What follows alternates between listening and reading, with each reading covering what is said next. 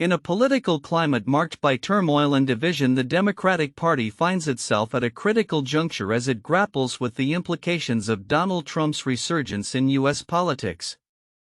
Recent gatherings of Democratic leaders in Washington, D.C. aimed at reshaping the Democratic National Committee have raised eyebrows as party insiders opted for continuity over the radical change many believe is necessary. This hesitancy comes at a time when the Trump administration is accused of undermining democratic institutions, dismantling alliances, and eroding the principles of equality that many Americans hold dear. Political analysts are sounding the alarm, emphasizing that the Democratic Party's failure to embrace significant reform could jeopardize its future. Elwood Watson, a historian and commentator, argues that Trump's victory in the last presidential election was a clear signal of discontent among the electorate.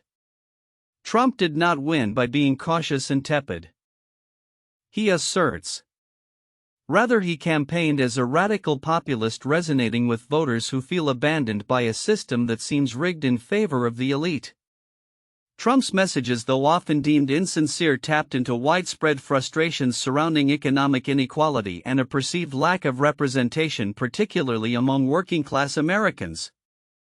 In light of this landscape, some within the party suggest a strategic pivot towards centrist policies to attract former Trump supporters. However, history indicates that such an approach may be fraught with pitfalls. Watson warns that when Democrats shift toward the political center, they risk alienating their base and failing to inspire new voters, ultimately providing a competitive edge to their Republican counterparts. The Democratic Party's messaging strategy has also come under scrutiny. Critics argue that the party has long relied on a top-down approach, characterized by polished soundbites disseminated through traditional media channels. In an era dominated by social media and grassroots activism, this strategy is increasingly viewed as outdated. Watson calls for a more inclusive and relatable communication style, advocating for the elevation of local voices who can share genuine stories about how democratic policies positively impact their lives. Research suggests that voters are more likely to trust information from peers than from political advertisements, emphasizing the need for a shift in strategy. Despite the challenges, there are glimmers of hope within the party. The Democratic National Committee has recently appointed a diverse group of Gen Z leaders, including Malcolm Kenyatta and David Hogg, to its vice chair positions. This move signals a potential shift towards a more inclusive and grassroots-oriented approach, though Watson cautions that it must be accompanied by a broader rethinking of the party's communication strategies. As the Democratic Party navigates this complex landscape, it faces mounting pressure to adapt to the changing needs and expectations of its constituents. The base is demanding a more engaged and responsive approach, one that genuinely addresses the concerns of a rapidly evolving electorate. In conclusion, the Democratic Party stands at a crossroads with the potential for both renewal and further decline. The next steps it takes will be critical in shaping not only its own future but also the broader landscape of American democracy. As the nation continues to grapple with the repercussions of Trump's presidency, the party's ability to pivot toward authenticity, inclusivity, and grassroots engagement will determine its relevance in the years to come. The question remains: will the Democratic Party rise to the occasion? Or will it continue to cling to outdated strategies in the face of an ever-changing political environment, in a political climate increasingly marked by division and controversy? Recent statements by former President Donald Trump have intensified discussions about his interpretation of the law and the implications for American governance.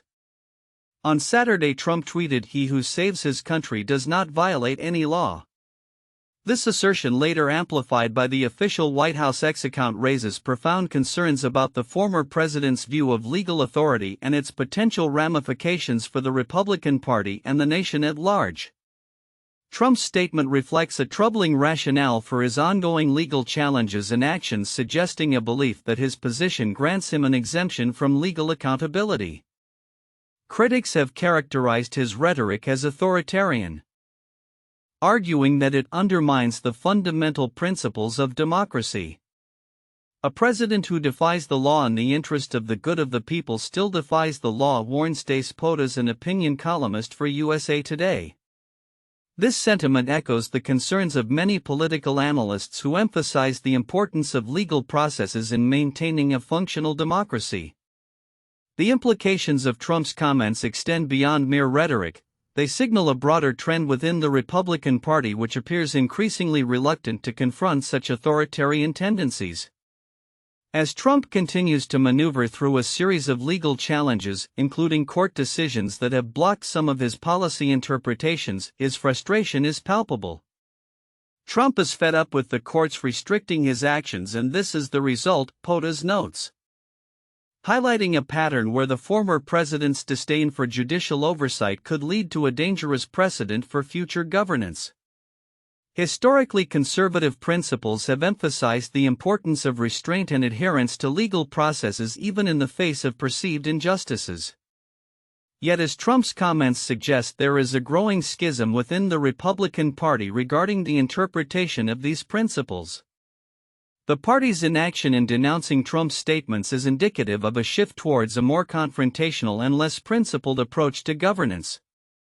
I am disappointed by the lack of spine from Republicans in the legislature to denounce such an outright dictatorial-style statement, Potas expresses, underscoring a sentiment that resonates with many who fear an erosion of democratic norms. Meanwhile, amid this political turmoil, there are pockets of resistance within the GOP, notably in states like Utah, where some Republicans are attempting to reclaim a more traditional civility-focused approach to politics.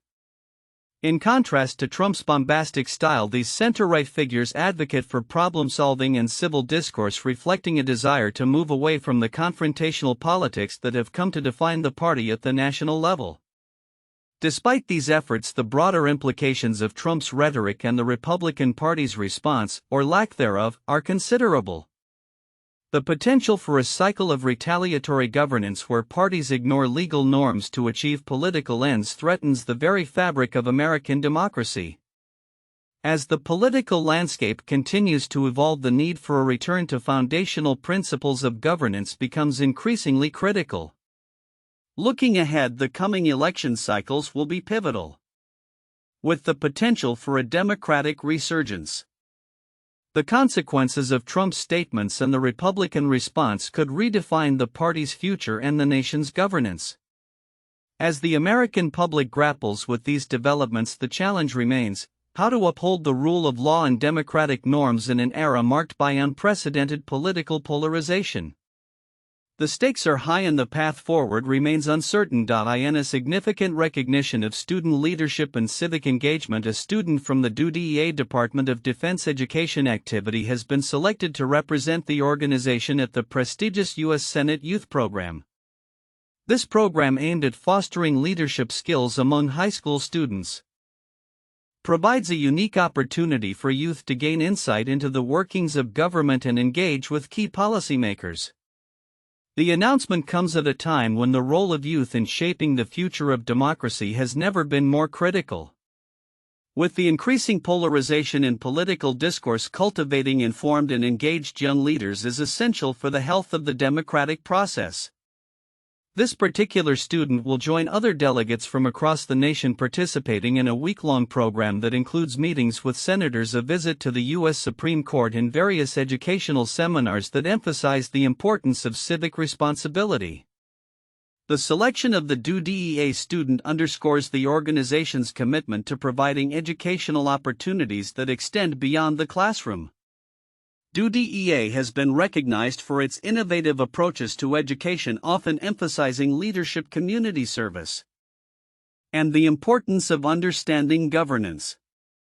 This recognition not only highlights the individual achievements of the student but also reflects the broader efforts of DOE to nurture civic engagement among its students.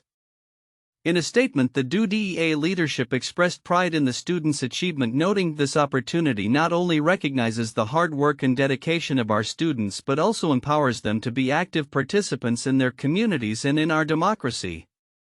Such sentiments resonate with the core mission of the Senate Youth Program, which seeks to inspire young Americans to take an active role in their government. The impact of such programs extends beyond the immediate experiences of the participants. By fostering a deeper understanding of government processes and encouraging active participation, initiatives like the U.S. Senate Youth Program contribute to the development of a more informed electorate. Young leaders who engage with governmental institutions are more likely to develop a sense of responsibility and commitment to civic duties, which is crucial for the future of democracy. As this student prepares to embark on this transformative journey, the broader implications of their participation serve as a reminder of the importance of youth engagement in political and civic life. The experiences gained through the program may inspire not only personal growth but also a ripple effect that encourages peers and future generations to value and engage in the democratic process. Looking ahead, the selection of students from diverse backgrounds and experiences will be vital in ensuring that the voices of future leaders reflect the rich tapestry of American society. The U.S. Senate Youth Program stands as a testament to the belief that today's youth are not just the leaders of tomorrow but also essential contributors to the ongoing dialogue about governance and civic responsibility. As we anticipate the outcomes of this year's program, it is clear that nurturing informed and engaged youth is a crucial step toward a more robust democratic future. In the complex landscape of American politics, few figures evoke as much controversy and passion as former President Donald Trump. As the nation navigates the aftermath of his administration, a recent legislative proposal by New York Congresswoman Claudia Tenney seeks to enshrine Trump's legacy further into the fabric of American society.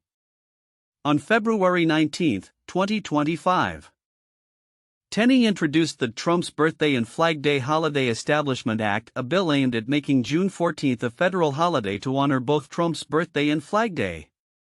Just as George Washington's birthday is codified as a federal holiday, this bill will add Trump's birthday to this list, recognizing him as the founder of America's golden age, Tenney stated in a press release, underscoring a narrative embraced by a significant segment of the Republican Party.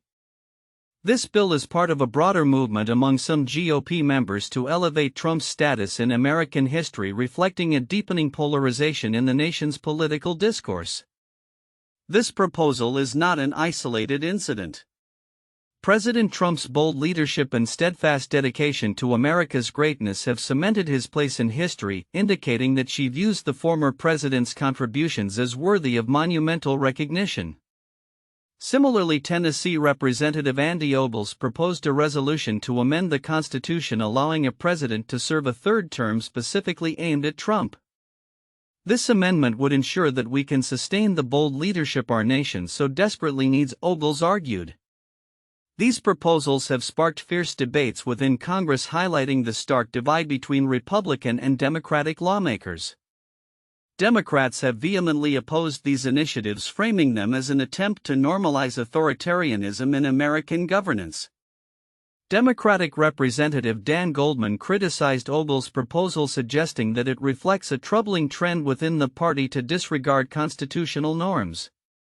By now, Donald Trump's pattern is predictable: joke about something unconstitutional or authoritarian, normalize the joke, allow sycophantic Republicans to adopt the joke as a serious idea until it becomes MAGA orthodoxy, he stated.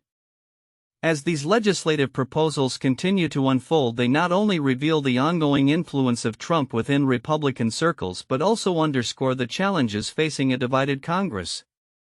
The push for measures that could enshrine Trump's legacy into federal law suggests that his impact on American politics is far from over. Looking ahead, the political landscape may further shift as the 2024 elections approach, with candidates on both sides likely to navigate the complexities of Trump's legacy. The proposed holiday, along with the efforts to memorialize Trump in stone and amend constitutional limits, may be just the beginning of a broader agenda aimed at redefining patriotism and political allegiance in the United States. As these debates progress, it will be crucial to observe how they influence voters' sentiment and the potential implications for future elections and governance. In a significant development reflecting the evolving dynamics of executive authority in the United States, President Donald Trump appears to be leveraging a recent Supreme Court decision granting him a degree of immunity from legal repercussions to expand his control over federal agencies. This move has raised alarms among legal scholars and political analysts regarding the implications for the balance of power within the government. The Supreme Court, in a landmark ruling last year, reinforced the notion that former presidents enjoy substantial immunity from criminal prosecution. A decision that Chief Justice John Roberts argued was essential to maintain the vigor of the presidency. The president is a branch of government unlike anyone else, Roberts stated, underscoring the unique position of the executive branch in the U.S. political system. This ruling has emboldened Trump, who has since embarked on a series of controversial actions that critics argue threaten the very foundations of democratic governance. Over the past month, Trump has enacted sweeping changes under the banner of his newly established Department of Government Efficiency (DOGE), a move that critics see as an unprecedented consolidation of executive power. Without congressional approval, Trump effectively shuttered key agencies such as the U.S. Agency for International Development and the U.S. Consumer Financial Protection Bureau, while also freezing hundreds of millions of dollars in congressionally appropriated funds. Furthermore, he has dismissed multiple Senate-confirmed officials and independent agency inspectors general, raising questions about the legality of these firings. Legal experts are divided on the ramifications of Trump's actions. Some believe they reflect a continuation of a historical trend toward increased presidential authority, while others warn they signal a perilous departure from constitutional norms. "We are returning to the founders' vision for what government ought to look like," argued Daniel Suhr, president of the Center for American Rights, in defense of Trump's strategy. However, this perspective is met with skepticism by many in the legal community, who fear that such unilateral moves could erode the checks and balances designed to prevent the abuse of power.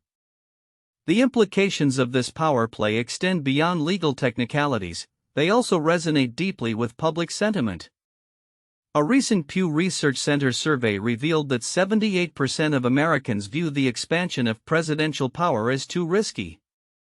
As Trump continues to assert his authority, the Supreme Court may soon be tasked with addressing the limits of this power, particularly as it pertains to independent agencies and the president's ability to unilaterally alter their operations.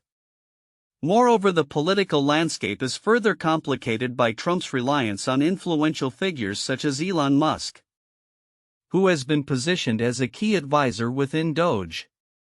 This collaboration raises eyebrows not only due to Musk's prominent role in the tech industry but also because of the potential conflicts of interest that may arise from such close ties between the executive branch and a private sector titan.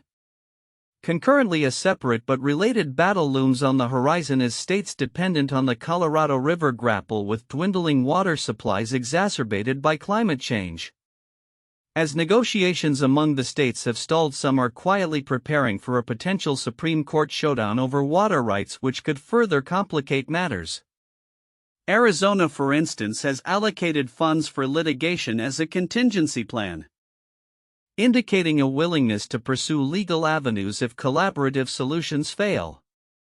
The intersection of these two significant developments, the expansion of presidential power and the looming legal disputes over the Colorado River, highlights a critical moment in American governance. As the Supreme Court navigates the complexities of these issues, the balance of power among the branches of government may be tested in ways not seen in recent history. Looking ahead, the outcomes of both Trump's actions and the water rights negotiations remain uncertain. The potential for increased judicial scrutiny of executive power could redefine the limits of presidential authority, while the Colorado River states may find themselves at a crossroads, forced to either collaborate on sustainable solutions or face the uncertainty of litigation. As these narratives unfold, they will undoubtedly shape the future of governance in America, prompting ongoing debates about the proper scope of presidential power and the equitable management of shared resources.